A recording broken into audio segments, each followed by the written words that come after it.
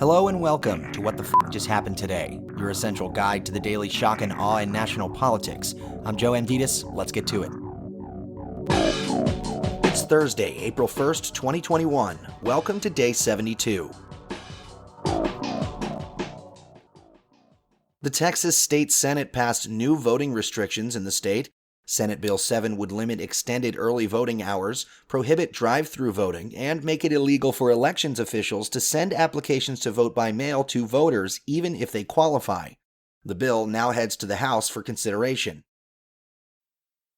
Meanwhile, Georgia's Republican-controlled House stripped Delta Airlines of a tax break worth tens of millions of dollars as punishment for its CEO's criticism of the state's new voting restrictions.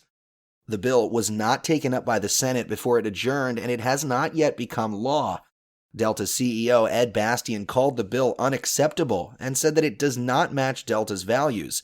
He added the entire rationale for this bill was based on a lie, that there was widespread voter fraud in Georgia in the 2020 elections. This is simply not true.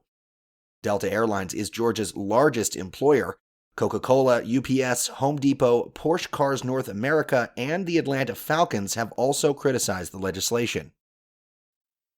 Moving on, about 15 million doses of the Johnson & Johnson vaccine were accidentally ruined after a manufacturing contractor mistakenly mixed the vaccine with ingredients from the AstraZeneca coronavirus shot.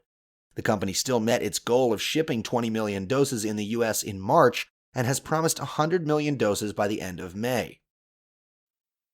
Meanwhile, Biden asked Education Secretary Miguel Cardona to conduct a review of his legal authority to cancel student debt. White House Chief of Staff Ron Klain said Biden will make a decision on how to proceed once he reviews the memo. Klain said Biden will look at that legal authority, he'll look at the policy issues around that, and then he'll make a decision. He hasn't made a decision on that either way. In fact, he hasn't yet gotten the memos that he needs to start to focus on that decision. And finally, another 719,000 people applied for unemployment benefits this week, up 61,000 from last week. Prior to the pandemic, jobless claims typically ran below 222,000 a week. That's all for now. You can find the links and sources for all of these stories on the main website. And as always, visit whatthefjusthappenedtoday.com for the latest news and headlines.